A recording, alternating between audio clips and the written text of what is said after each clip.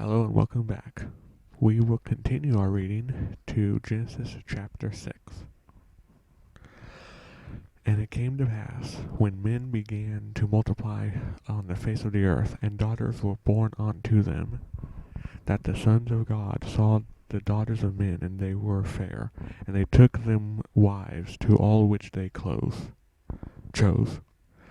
And the Lord said, My spirit shall not always strive with man, for that he also is flesh, yet his days shall be 120 years.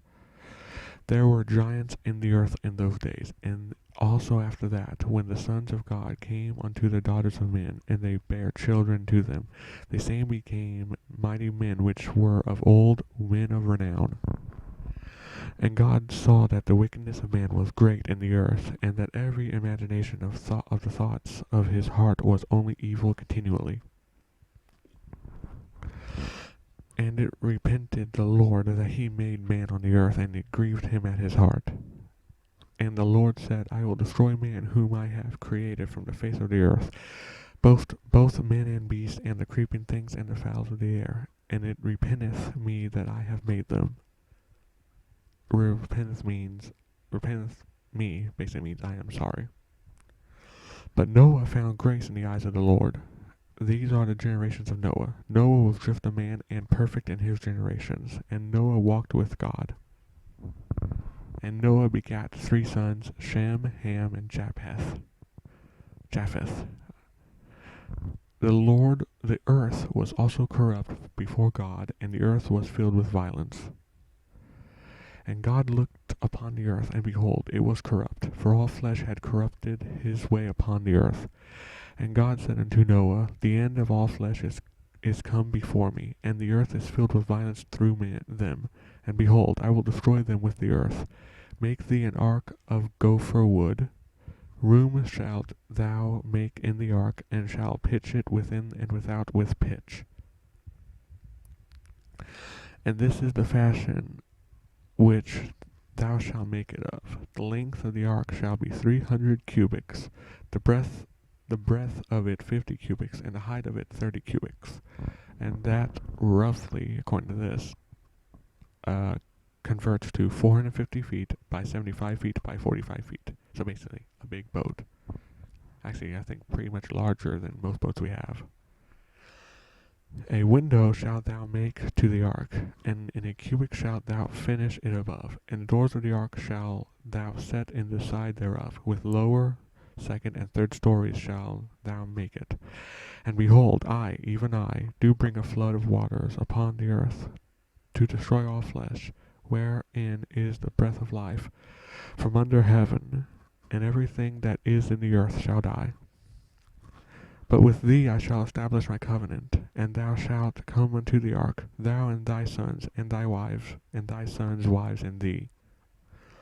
And of every living thing of all flesh, 2 of every sort shall thou bring into the ark, to keep them alive with thee, and they shall be male and female. Of fowls after their kind, and of cattle after their kind, and of every creeping thing of the earth after his kind, 2 of every sort shall come unto thee, to keep them alive.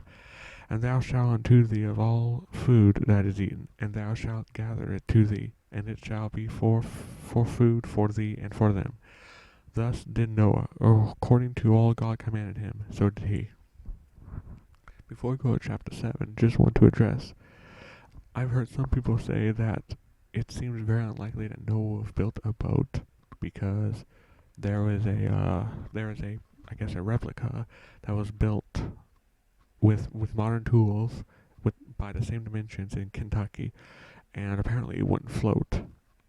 But a lot of people say, if modern man can't do it now, how would Noah have done it? Noah and his sons have done it at that time. Well, 2 things to consider. 1, Noah was in no real hurry, because he knew that God basically said he would not flood until Noah was done. And 2, a lot of people will scoff at this idea. People were smarter back then. For instance, there are hanging gardens in ancient Babylon that we have heard about and seen, I guess, photos of, paintings. And even to this day, many engineers are not sure exactly how they did that. So people were just really smart back then. People could recite decades of history by memory. We can't really do that now. Our attention spans now are tiny. So, like, it's plausible. On to chapter 7. Chapter 7, Genesis. And the Lord said unto Noah, Come thou and all thy house into the ark, for thee I have seen righteous before me in this generation. For of every clean beast thou shalt take to thee by sevens, the male and his female, and of beasts that are not clean by two, the male and his female. Of fowls also of the air by sevens, the male and the female, to keep seed alive upon the face of the earth. For 7 days, and I will cause it to rain upon the earth 40 days and 40 nights. And every living substance that I have made will I destroy from off the face of the earth. And Noah did according unto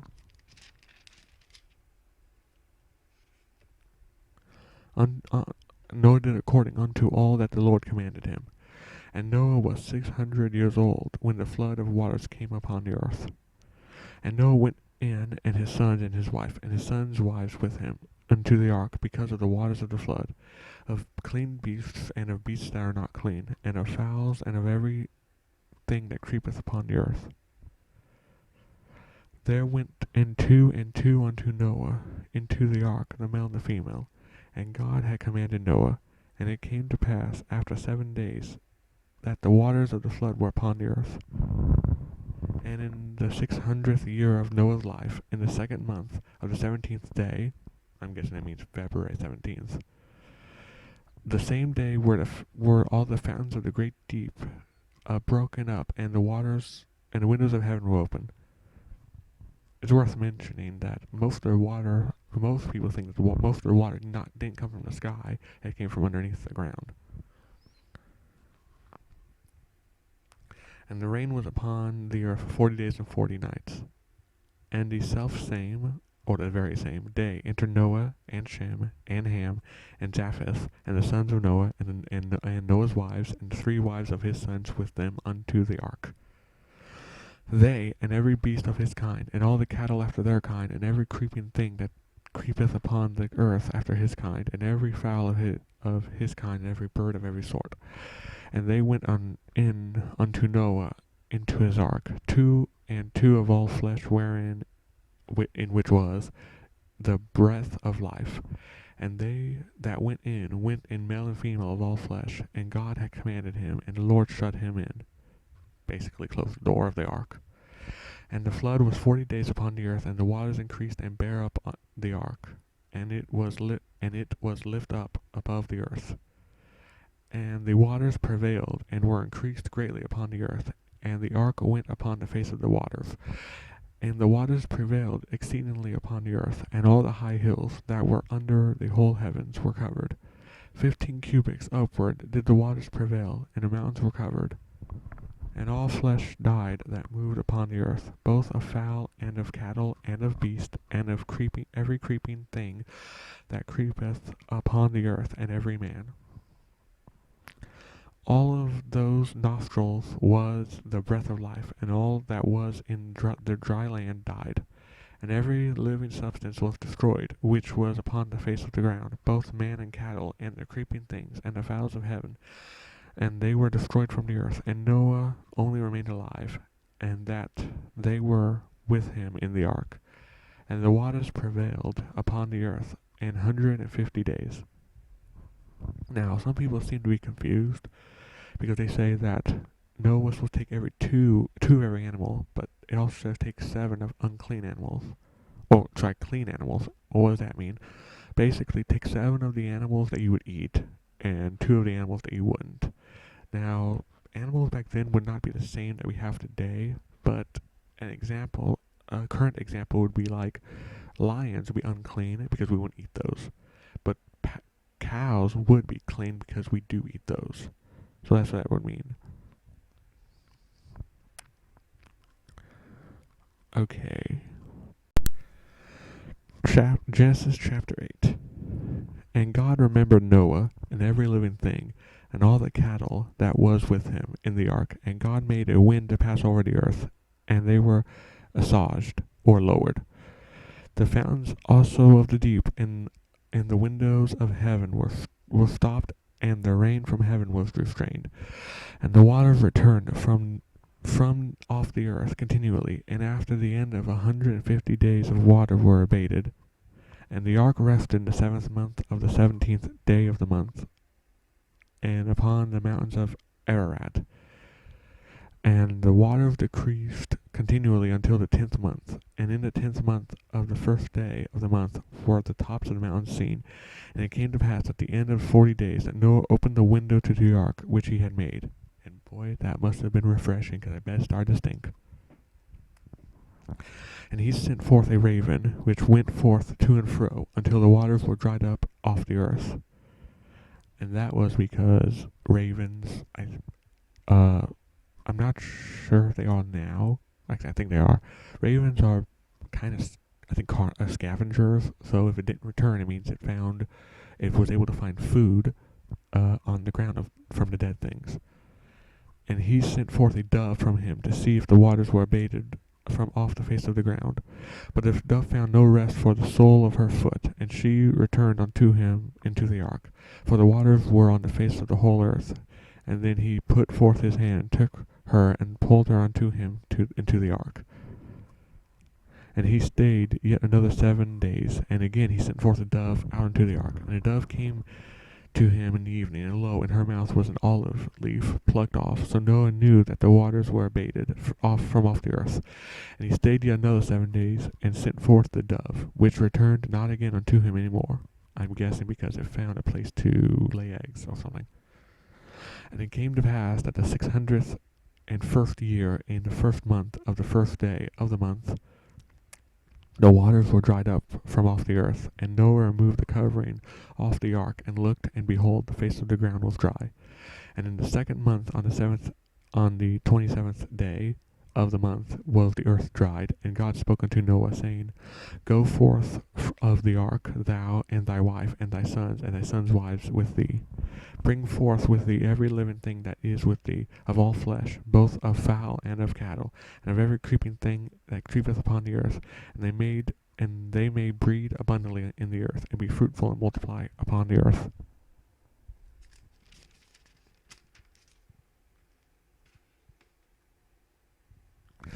And Noah went forth, and his sons and his wives and his sons' wives with him. Every beast, every creeping thing, and every fowl, and whatsoever creepeth upon the earth after their kind, went forth out of the ark. And Noah built an altar unto the Lord, and took every clean beast, and of every clean fowl, and offered burnt offerings unto the altar. And the Lord smelled a sweet savour. And the Lord said to his heart, I will not again curse the ground any more for man's sake. For the imagination of man's heart is evil from his youth.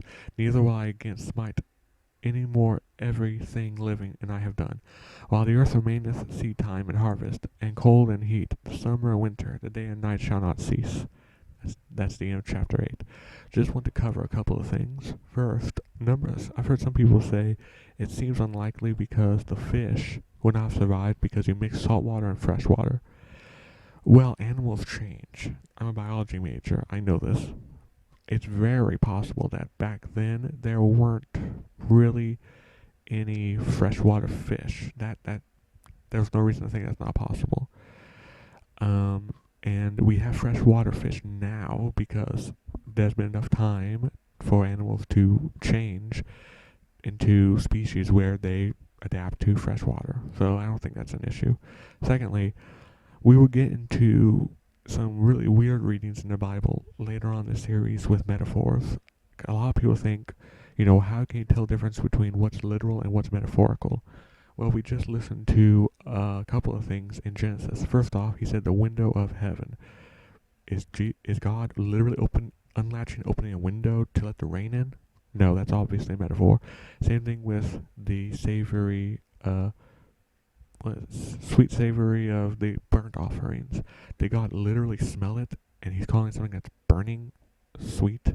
No, that simply means that's a metaphor. That simply means he accepted it.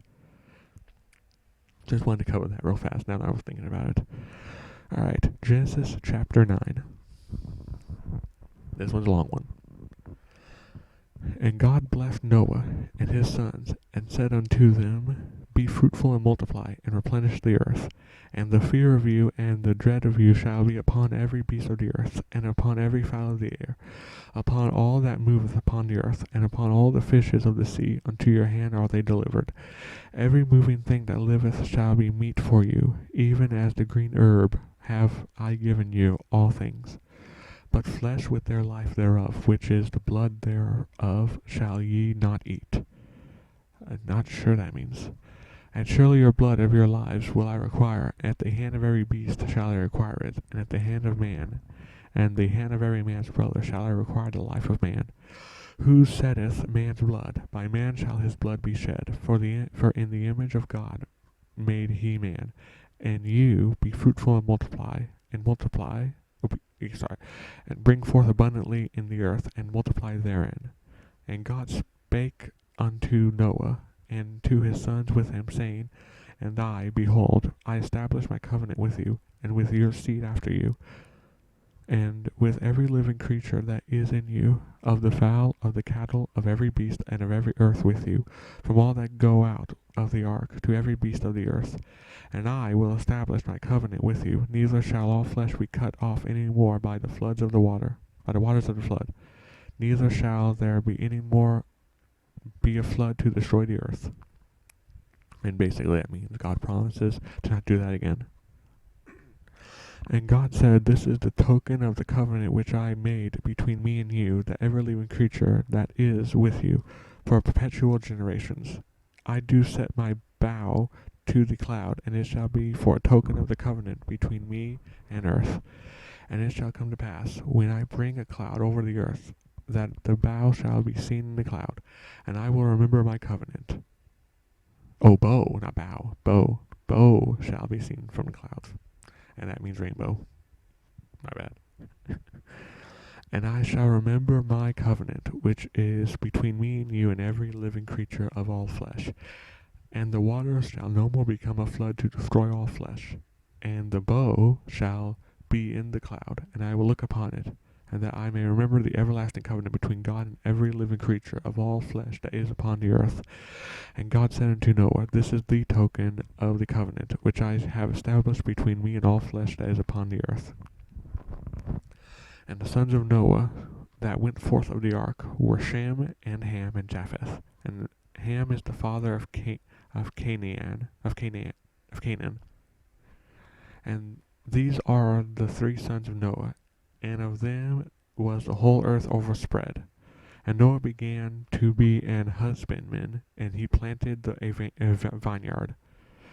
And he drank of the wine, and he was drunken, and he was uncovered within his tent, naked basically. And Ham, the father of Canaan, saw the nakedness of his father, and told his two brethren outside. And Shem and Japheth took a garment, and laid it upon both their shoulders, and went backward, and covered the nakedness of their father. And their faces were backwards, and they saw not their father's nakedness. And Noah awoke from his wine, and knew that his younger sons had done unto him. And he said, Cursed be Canaan, a servant of servants shall be upon his brethren. And he said, Blessed be the Lord God of Shem, and Canaan shall be his servant. And God shall enlarge Japheth, and he shall dwell in the tents of Shem, and Canaan shall be in his servant. And Noah lived after the flood 350 years. And all the days of Noah were 950 years, and he died. This is actually an interesting illustration. Despite Noah being chosen by God, he still was a man who was not perfect. Some people have a problem with that, and it's like, why? If you have a problem, Noah, wait until you meet Jesus' disciples. Yeah, Noah wasn't perfect. That's the theme of the Bible. No one here is perfect except Jesus, which we'll get to later. So, I'm not sure why that's so controversial, but it is, so I had to address it. Genesis chapter 10. Now these are the generations of Noah, Shem, Ham, and Japheth. And unto them were sons born after the flood. The sons of Japheth were Gomer and Magog, and Madai, and Javan, and Tubal, and Meshech, and Tyrus. And the sons of Gomer were Ashkenaz, Raphath, and Togarma. And the sons of Javan were Elisha and Tarshish, and Kittim and Dodanim. And these were the isles of the Gentiles divided in their land.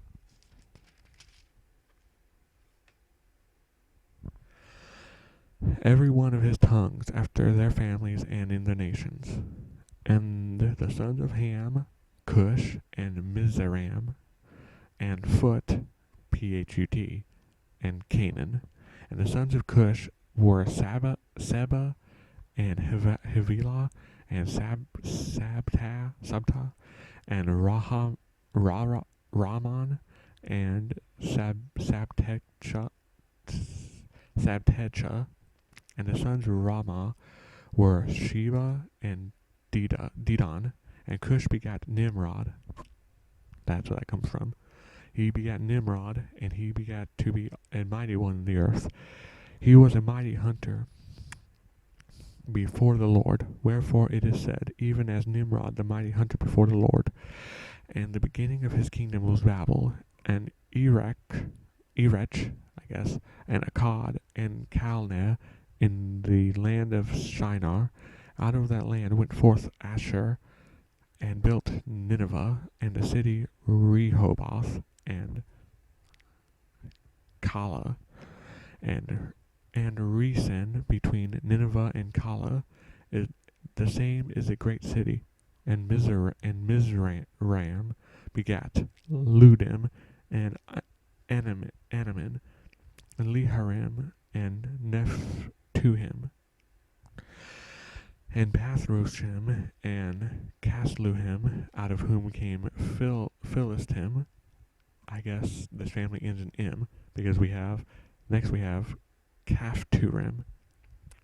And Canaan begat Sodon, his firstborn, and Heth, and the Jebusite, and the Amorite, and the Girgasite, and the Hivite, and the Archite, and the Sinite, and the Arvadite, and the Zimmerite, and the Hemathite.